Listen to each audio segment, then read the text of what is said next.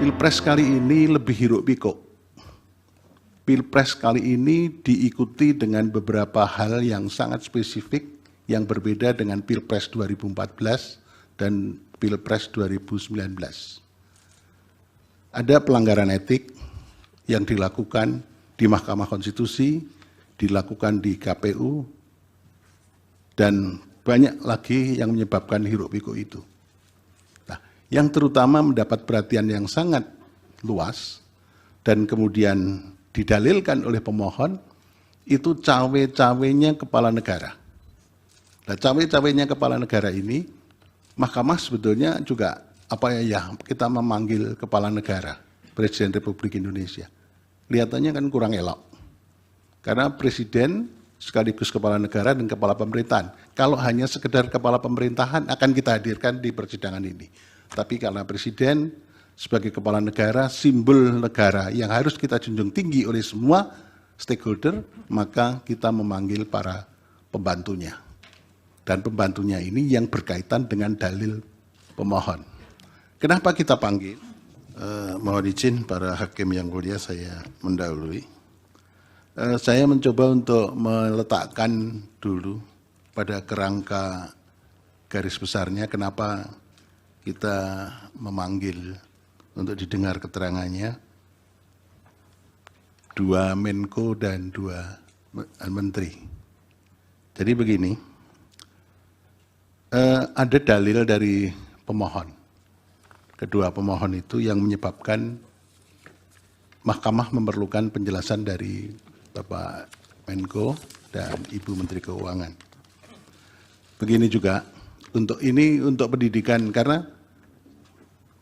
sidang Mahkamah Konstitusi itu mendapat perhatian publik yang sangat luar biasa. Tidak saja di nasional, tapi juga internasional.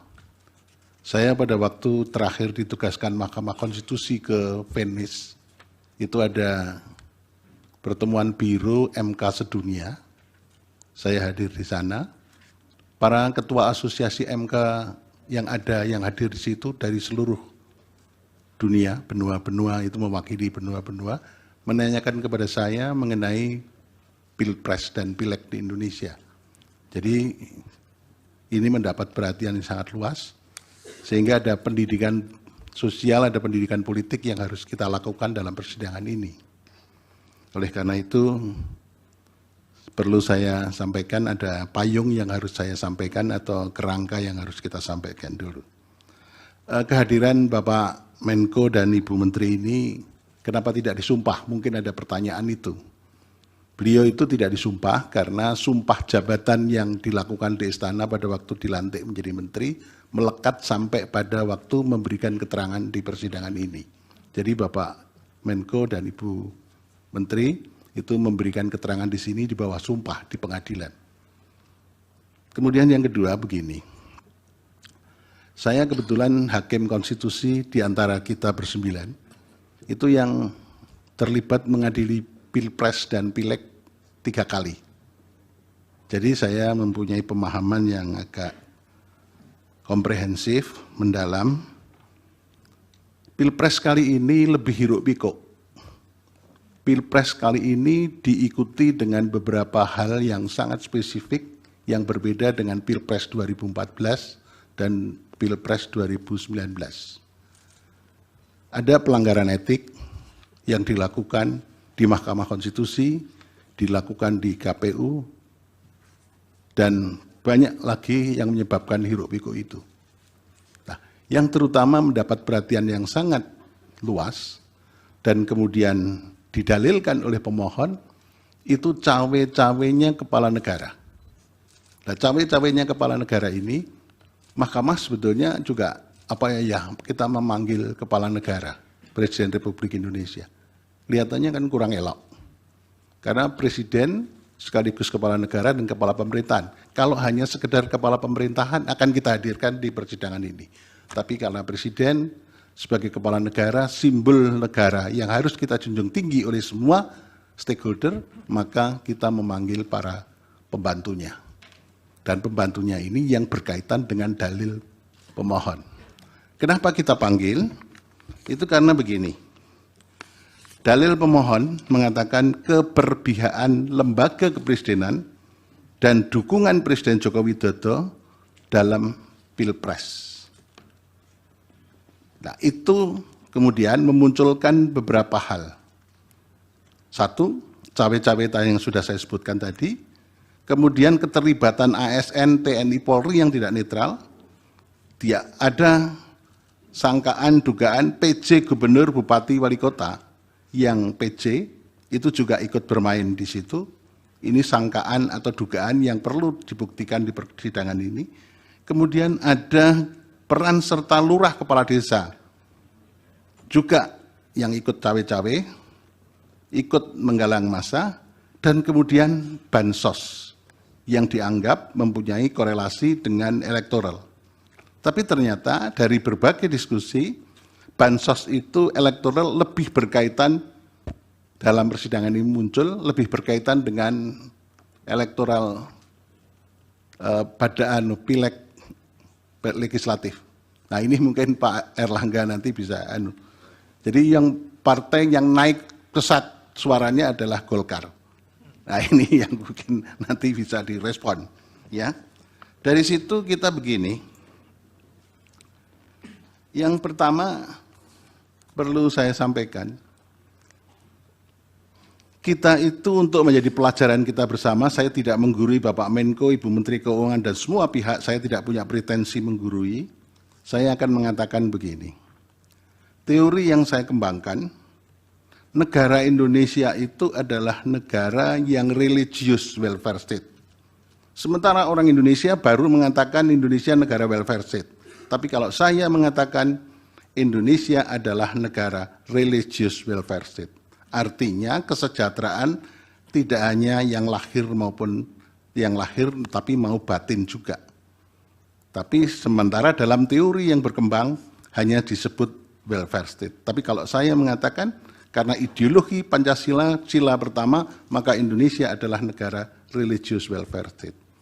Kemudian kita harus membangun peradaban, hukum yang negara hukum yang demokratis dan berketuhanan. Dari sini maka Bapak Ibu sekalian, kita ingat sekali pesan dari The Founding Fathers. Yang penting pada kesempatan ini perlu saya sampaikan adalah semangat penyelenggara negara. Semangat penyelenggara dan semua stakeholder harus mempunyai etiket yang baik dalam mengelola negara. Etiket baik itu berdasarkan etik, moral, hukum, dan nilai-nilai sosial budaya yang berkembang di Indonesia. Itu semua diorientasikan pada kepentingan kesejahteraan rakyat. Ini yang harus menjadi pedoman kita. Oleh karena itu, Bapak Ibu sekalian, para Bapak Menko, di kita dalam berhukum tidak sekedar rule of law, tapi rule of ethic. Nah, dalam kesempatan ini maka ada beberapa hal yang praksis yang perlu saya pertanyakan kepada Bapak Menko dan Ibu Menteri Keuangan. Yang pertama, dalil-dalil permohonan itu menyangkut yang saya sebutkan bansos tadi. Untuk yang lain-lain sudah kita bahas, tapi ini perlu kita bahas mengenai bansos. Yang pertama, kita mengenal lembaga. Ada Menteri Sosial, kemudian ada kaitannya dengan Kepala Badan Pangan Nasional, kemudian ada Kepala Bulog. Pada saat-saat kritis, saya baca di mass media, Kepala Bulog Budi Waseso diganti, ada faktor apa ini yang melatar belakangi? Saya mau tanya. Jadi di situ Kepala Badan Pangan Nasional Pak Arief Prasetyo Adi, kemudian ada pergantian Kepala Bulog dan kaitannya dengan Kementerian Sosial. Itu apa yang ada di balik itu? Kita pengen mengerti karena ini termasuk bisa disebut juga dengan masalah yang tadi cawe-cawe. Kemudian di Menteri para Ibu Menteri Sosial. Presiden pada waktu bagi-bagi bantuan sosial di depan istana. Presiden pada waktu keliling kemarin dipertanyakan oleh teman-teman dari pemohon 2. Presiden keliling ke berbagai daerah, melakukan kunjungan-kunjungan daerah pas kebetulan itu di waktu kampanye. Sehingga menimbulkan sakwa sangka dan saling curiga, saling fitnah di antara kita anak bangsa. Nah, itu menggunakan bansos apa, di mana, dari mana itu. Kemudian yang ketiga, saya membaca keterangannya Bapak Menko PMK. Di sini ada kata-kata begini, pelaksanaan tugas PMK dimaksudkan untuk memberikan dukungan pelaksanaan inisiatif dan pengendalian kebijakan berdasarkan agenda pembangunan nasional dan penugasan Presiden. Apa sih yang dimaksud dengan penugasan Presiden? Apakah penugasan-penugasan tertentu karena Presiden juga cawe-cawe itu? Karena kalau saya membaca sebetulnya agenda pembangunan nasional itu sudah termasuk Presiden itu akan menugaskan apa ya ada di situ. Tapi kok ada frasa yang khusus penugasan Presiden? Nah, apakah di lain-lain tempat, apakah di Bapak Menko Ekonomi, Bu Menteri Keuangan atau Menteri Sosial, ada agenda pembangunan nasional dan penugasan Presiden? Ini kan seolah-olah ada frasa khusus. Presiden punya misi tertentu, visi tertentu untuk melaksanakan apa ini biasanya dilakukan. Itu. Kemudian yang terakhir perlu saya sampaikan,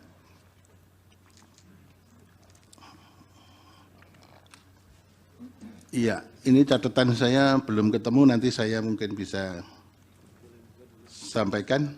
Terima kasih.